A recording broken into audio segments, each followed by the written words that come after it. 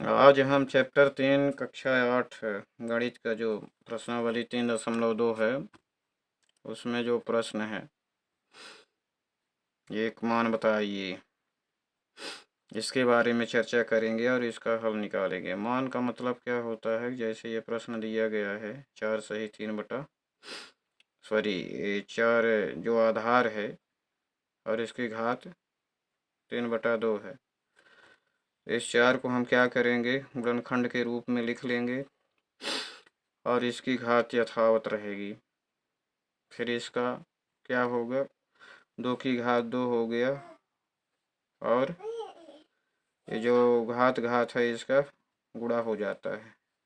जैसे एक सूत्र होता है x की घात m की पावर n घात n, ये हो जाता है m गुणे x की घात m गुणे n, ये होता है सूत्र। इसके कारण यहाँ पर ऐसा हो जाता है। तो यहाँ 2 2 कट गया, बचा क्या, 2 आधार 2 है और घात इसकी 3 बची। तो इसका मतलब 2 का गुणा आपस में 3 बार हो जाएगा। 2 गुणे 2 गुणे 2 बराबर 8 आ गया। इसी प्रकार से ये प्रश्न 2 में आधार 8 है और इसकी घात 2/3 है। तो इसका यदि हम गुणनखंड करेंगे 2 गुणे 2 मतलब 2 दूनी 4 दूनी 8 आ गया। इसको हम कोष्टक में, छोटा कोष्टक में बंद कर देंगे और सभी की घात 2/3 हो गई। अब इसकी ये जो 2 है गुणनखंड के रूप में, कितने 2 हैं, 3।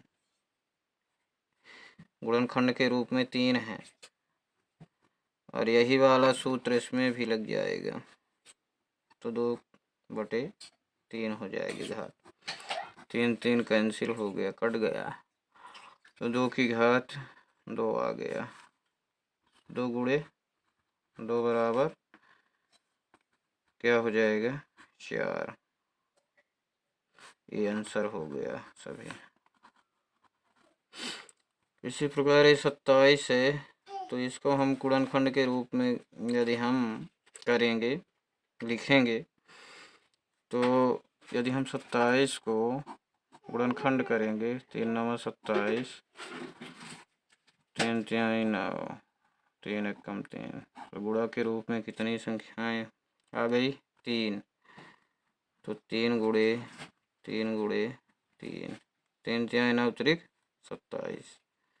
इसका कोष्टक में बंद कर देंगे और इसकी घात यथावत रहेगी, बराबर 3 कितनी बार है, 3 बार है। और इसमें क्या होता है, घात घात आपस में क्या होता है, जब कोष्टक हटाते हैं तो गुणा हो जाता है। तो 3 की घात 3 गुणे 3 2/3, 3 3 कैंसिल हो गया। तो 3 की घात क्या हो गया, 2 बचा। तो 3 गुणे 3 हो गया, मतलब 3 की घात 2 है। इसका मतलब 3 का गुणा आपस में 2 बार। ये हो गया 3 3 9, ये भी आंसर आ गया। इसी प्रकार 64 का यदि हम गुणनखंड करते हैं तो 4 चौक 16 चौको 64 हो जाता है, क्योंकि इसको हम डिलीट करना है हमको, 3 को। तो ये कितनी बार इसका क्या हो जाएगा घात, 2/3। तो 4 कितनी बार है, 3 बार है। और इसकी घात जो है, इसमें जब बाहर आएगी घात तो गुणा हो जाएगा, 2/3 हो गया। 3 3 कैंसिल, बराबर 4 की घात 2 बराबर 4 गुणे 4 बराबर 16। ये भी क्या आ गया, आंसर आ गया। अब जैसे यहाँ पर है 125 एक कणी के अंदर है, इसको हम पहले क्या करेंगे, घातांक के रूप में लिखेंगे। तो 125 का घात 1/3 हो जाएगा। क्योंकि इसका मान क्या होता है, करणी का 1/2 होता है। यहाँ पर घातांक 3 है, इसलिए इसका व्युत्क्रम हो गया, मतलब उल्टा हो गया। ये इतना आ गया। अब 125 का यदि हम गुणनखंड करते हैं तो 5 गुणे 5 गुणे 5 कितनी बार आ गया, 3 बार आ गया। इसकी घात 1/3 है, तो 5 की घात कितना हो जाएगा, 3 गुणे 1/3। ये 3 3 कैंसिल, 5 की घात 1 आ गई, मतलब 5 आ गया इसका आंसर। इसी प्रकार ये 64 पुनः है, तो 64 का यदि हम फैक्टर करेंगे, जिसका फैक्टर होना चाहिए 6, यहाँ जो घात है इसकी, इसमें हर में 6 है, तो इसका मतलब छोटा गुणनखंड होना चाहिए। तो 2 गुणे 2 गुणे 2 गुणे 2 गुणे 2 गुणे 2 1 2 3 4 5 6, 2 दूनी 4 दूनी 8 दूनी 16, 2 दूनी 4 दूनी 8 दूनी 16 दूनी 32 दूनी 64, मतलब गुणनखंड जो आते हैं गुणा करने पर इतना आना चाहिए, और इसकी घात 5/6 हो गया। अब कितने 2 हैं, 1 2 3 4 5 6, तो 2 की घात 6 गुणे 5/6, 6 यहाँ पर भी कट गए, तो 2 की घात 5 बचा। तो 2 की घात 5 बराबर, मतलब 2 की आपस में 5 बार गुणा, 2 गुणे 2 गुणे 2 गुणे 2 गुणे 2 1 2 3 4 5, तो इसके बराबर कितना आ गया, 2 दूनी 4 दूनी 8 दूनी 16, 2 दूनी 4 दूनी 8 दूनी 16, ये हो गया 16। अब ऐसे प्रश्न क्रमांक 7 है, 343 है। ये यदि इसका हम गुणनखंड करते हैं तो क्या आएगा, 3 गुणनखंड आना चाहिए, मतलब ये 7 गुणे 7 गुणे 7, 7 सत्ते 49 सत्ते 7 सत्ते 49 49 सत्ते, सॉरी इसमें देखते हैं गुणा करके, 343, इसको यदि हम 7 से काटते हैं तो 7 चौक 28, 7 नवाई 63, 7 नवाई 63, 7 सत्ते 49, 7 एकम 7, तो यही आएगा। 7 सत्ते 49 सत्ते 343 की घात कितनी है, 2/3, तो कितने 7 हैं, 1 2 3, इसलिए इसमें 3 घात लगा देंगे, और ये जो बाहर घातांक है 2/3 का इसमें गुणा हो जाएगा, जिससे 3 और 3 कैंसिल हो गया, बचा 7 की घात 2 बचा, बराबर 7 गुणे 7, क्योंकि घात इसकी 2 है इसलिए इसका 2 बार गुणा होगा, 7 से 49 हो गया। ये भी क्या हो गया, आंसर हो गया। अब इसी प्रकार से कणी की घात 3 जो है, कणिगत संख्या 1331 की घात 2, कणिगत संख्या 1331 की घात 2, कणी की घात 3, तो यहाँ पर इसको हमें कणी रूप में है ये, तो इसको हम पहले घातांक रूप में लिखेंगे, 1331 की घात 2 की सभी की घात 1/3।